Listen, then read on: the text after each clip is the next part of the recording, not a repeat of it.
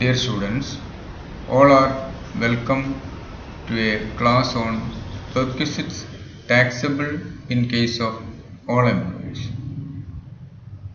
കഴിഞ്ഞ ക്ലാസ്സിൽ perquisites taxable in case of all employees എന്ന ഭാഗത്ത് 11ഓളം perquisites വരുന്നതായി നാം കണ്ടു. അതിൽ ആദ്യത്തേതായിട്ടുള്ള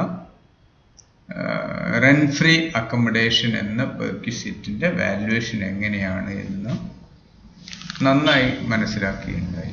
ഇന്നത്തെ ക്ലാസ്സിൽ perquisites taxable in case of all employees എന്ന ഭാഗത്ത് തുടർന്ന് വരുന്ന ഏതാനും perquisites വാല്യുവേഷനാണ് മനസ്സിലാക്കാൻ ശ്രമിക്കുന്നത്. അതിൽ 4 എണ്ണം, അതായത് 2 മുതൽ 5 വരെയുള്ള perquisites ആണ്. അതിൻ്റെ വാല്യുവേഷനുമായി ബന്ധപ്പെട്ട കാര്യങ്ങളാണ് ഇന്ന് പഠിക്കുന്നത്. അവ രണ്ടാമതായിട്ട് വരുന്നത് valuation of concessional accommodation, valuation of concessional rent house. 3, amount paid by the employer in respect of any obligation of amount payable by the employee. 4, any sum payable by the employer to effect an insurance on the life of employee other than a recognized provident fund, approved superannuation fund or deposit linked insurance fund. And 5th one, employer's contribution towards superannuation fund. എന്നീ 4 എണ്ണം number 2 മുതൽ number 5 വരെ വരുന്ന 4 പെർക്വിസിറ്റ്സിൻ്റെ valuation എങ്ങനെയാണ് പഠിക്കുക എന്നാണ് നാം ഇന്ന് മനസ്സിലാക്കുന്നത്. നമുക്ക് ആദ്യം valuation of concessional rent house, valuation of concessional rent accommodation എങ്ങനെയാണ് അതിൻ്റെ വാല്യുവേഷൻ എന്ന് നോക്കാം.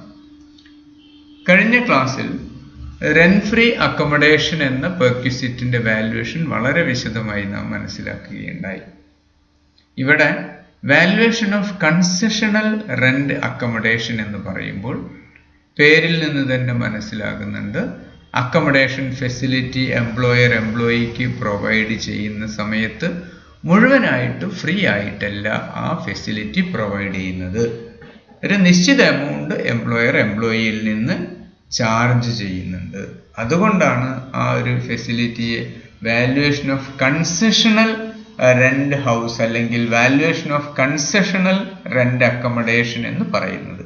നേരത്തെ പഠിച്ചത് valuation of rent free accommodation ആണ്. ഇവിടെ valuation of concessional rent accommodation. അപ്പോൾ പൂർണ്ണമായിട്ടും ഫ്രീ അല്ല, നിശ്ചിത എമൗണ്ട് എംപ്ലോയിയിൽ നിന്ന് ഈടാക്കുന്നുണ്ട്. അപ്പോൾ സ്വാഭാവികമായിട്ടും അതിൻ്റെ വാല്യുവേഷൻ എങ്ങനെയായിരിക്കും വരിക എന്ന് ഞാൻ പറയേണ്ട ആവശ്യമില്ല. നേരത്തെ റെന്റ് ഫ്രീ അക്കോമഡേഷൻ്റെ വാല്യൂ എത്രയാണ്, taxable value of rent free accommodation എത്രയാണെന്ന് നമ്മൾ വിശദമായിട്ട് പഠിച്ചു കഴിഞ്ഞു. ആ വാല്യൂവിൽ നിന്ന് amount recovered by the employer from the employee must be subtracted. അങ്ങനെ ആ എമൗണ്ട് എംപ്ലോയിയിൽ നിന്ന് ചാർജ് ചെയ്യുന്ന എമൗണ്ട് സബ്ട്രാക്ട് ചെയ്ത് കഴിഞ്ഞാൽ കിട്ടുന്നതാണ് taxable value of concessional rent accommodation എന്ന് പറയുന്നത്. ഇവിടെ നോക്കൂ, value of rent free accommodation less amount recovered by employer from the employee subtract ചെയ്യുക value of concessional rent accommodation. ഇതാണ് അതിൻ്റെ പ്രൊസീജിയർ, മറ്റൊന്നും തന്നെ വരുന്നില്ല. അതായത് എംപ്ലോയിയിൽ നിന്ന് ഈടാക്കുന്ന എമൗണ്ട് റെന്റ് ഫ്രീ അക്കോമഡേഷൻ്റെ വാല്യൂവിൽ നിന്ന് സബ്ട്രാക്ട് ചെയ്ത് കഴിഞ്ഞാൽ value of concessional rent accommodation കിട്ടിക്കഴിഞ്ഞു. ഓക്കെ, അത് മനസ്സിലാകാൻ വേണ്ടി നമ്മൾ 1-2 ക്വസ്റ്റ്യൻസ് ഈ ഭാഗത്ത് കൊടുത്തിട്ടുണ്ട്. നന്നായിട്ട് മനസ്സിലാക്കുക അതെങ്ങനെയാണ് ചെയ്യേണ്ടത് എന്ന്. ഇനി അതിൻ്റെ തുടർച്ചയെന്നോണം വരുന്ന 3ാമത്തെ പെർക്വിസിറ്റ് എന്ന് പറയുന്നത് amount paid by the employer in respect of any obligation of amount payable by the employee എന്നത്. എംപ്ലോയിയുടെ ഒബ്ലിഗേഷനായിട്ടുള്ള വല്ല പേയ്മെൻറ്റും എംപ്ലോയർ വഹിക്കുകയാണെങ്കിൽ, എംപ്ലോയർ പേ ചെയ്യുകയാണെങ്കിൽ അത് എംപ്ലോയിയുടെ ടാക്സബിൾ പെർക്വിസിറ്റ് ആണ്. ഉദാഹരണമായി payment of employees club expenses, payment of employees hotel expenses, payment of employees loan, payment of education expenses of employees' children, payment of salary of employees' domestic servant employed by employee for his personal use, payment of income tax in respect of salary of employee, payment of legal expenses to save or defend the employee. ഈ കൊടുത്തിട്ടുള്ള എക്സാമ്പിളിൽ പറയുന്ന എല്ലാ എക്സ്പെൻസസും എംപ്ലോയിയുടെ ഒരു ഒബ്ലിഗേഷനാണ്. ശരിയല്ലേ?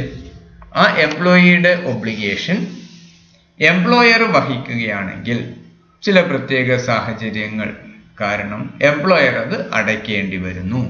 അങ്ങനെ ആവുന്ന സമയത്ത് അത് എംപ്ലോയിക്ക് കിട്ടിയിട്ടുള്ള ഒരു പെർക്വിസിറ്റ് ആണ്. അത് ഫുള്ളി ടാക്സബിൾ ആണ്, ടാക്സബിൾ പെർക്വിസിറ്റ് ആണ്. ഓക്കെ, അപ്പോൾ ഇവിടെ ഈ ഒരു മൂന്നാമത്തെ പെർക്വിസിറ്റ് നമ്പർ 3 എന്ന് കൊടുത്തിരിക്കുന്ന ഈ പെർക്വിസിറ്റിന്റെ ഒരു പ്രത്യേകത എന്ന് പറഞ്ഞാൽ എത്രയാണ് ആ പെർക്വിസിറ്റിന്റെ വാല്യൂ എന്നുള്ളത് കൃത്യമായിട്ട് നമുക്കറിയാം. എംപ്ലോയർ ഇത്രയാണ് എമൗണ്ട് പേ ചെയ്തിരിക്കുന്നത് എന്ന് ക്വസ്റ്റ്യനിൽ വ്യക്തമായിട്ട് പറയും. അതുകൊണ്ട് തന്നെ ഇവിടങ്ങളിൽ നമ്മൾ അതിൻ്റെ വാല്യുവേഷനുമായി ബന്ധപ്പെട്ട് പ്രത്യേക കാൽക്കുലേഷൻ ഒന്നും തന്നെ ആവശ്യമായി വരുന്നില്ല. ക്വസ്റ്റ്യനിൽ എത്രയാണ് എമൗണ്ട് പറഞ്ഞിരിക്കുന്നത്, ആ എമൗണ്ടാണ് ആ പെർക്വിസിറ്റിന്റെ വാല്യൂ എന്ന് പറയുന്നത്. ഓക്കെ, അതുകൊണ്ട് പ്രത്യേകമായിട്ടുള്ള കാൽക്കുലേഷൻ ഒന്നും ആവശ്യമായി വരുന്നില്ല. നമുക്ക് അടുത്ത ഐറ്റത്തിലേക്ക് പോകാം. Fourth one, any sum payable by the employer to effect an insurance on the life of employee other than a recognised provident fund, approved superannuation fund or deposit linked insurance fund. Okay, അപ്പോൾ recognised provident ഫണ്ടോ approved superannuation ഫണ്ടോ അതേപോലെ deposit linked insurance ഫണ്ടോ അല്ലാതെ എംപ്ലോയിയുടെ life insure ചെയ്യുന്ന തരത്തിൽ എന്തെങ്കിലും policy employer എടുത്ത് payment നടത്തിയിട്ടുണ്ടെങ്കിൽ അത് എംപ്ലോയിയെ സംബന്ധിച്ചിടത്തോളം ഒരു പെർക്വിസിറ്റ് ആണ്, ടാക്സബിൾ പെർക്വിസിറ്റ് ആണ്. അതിൻ്റെയും ഇവിടെയും പ്രത്യേകത എമൗണ്ട്, അതിൻ്റെ വാല്യൂ എത്രയാണ് എന്ന് പ്രത്യേകമായിട്ട് കാൽക്കുലേറ്റ് ചെയ്യേണ്ടതില്ല എന്നുള്ളതാണ് പ്രത്യേകത. ക്വസ്റ്റ്യനിൽ തന്നെ തന്നിരിക്കും, അതാണ് അതിൻ്റെ വാല്യൂ എന്ന് പറയുന്നത്. ഓക്കെ, ഇനി നമുക്ക് അഞ്ചാമതായിട്ട് നോക്കാം. അഞ്ചാമത്തെ item, employer's contribution towards superannuation fund. Employee retire ചെയ്യുന്ന സമയത്ത് കിട്ടേണ്ട ഒരു വലിയ എമൗണ്ട്, സൂപ്പറാനുവേഷൻ ഫണ്ട്. ആ ഫണ്ട് ലഭിക്കുക എന്നുള്ള ഉദ്ദേശത്തോടു കൂടി അതിലേക്ക് എംപ്ലോയർ വല്ലതും കോൺട്രിബ്യൂട്ട് ചെയ്യുന്നുണ്ടെങ്കിൽ it is a perquisite to the employee. Okay, ആ പെർക്വിസിറ്റും ടാക്സബിൾ പെർക്വിസിറ്റ് ആണ്. എംപ്ലോയറുടെ കോൺട്രിബ്യൂഷൻ എത്രയാണെന്ന് ക്വസ്റ്റ്യനിൽ പറഞ്ഞിരിക്കും.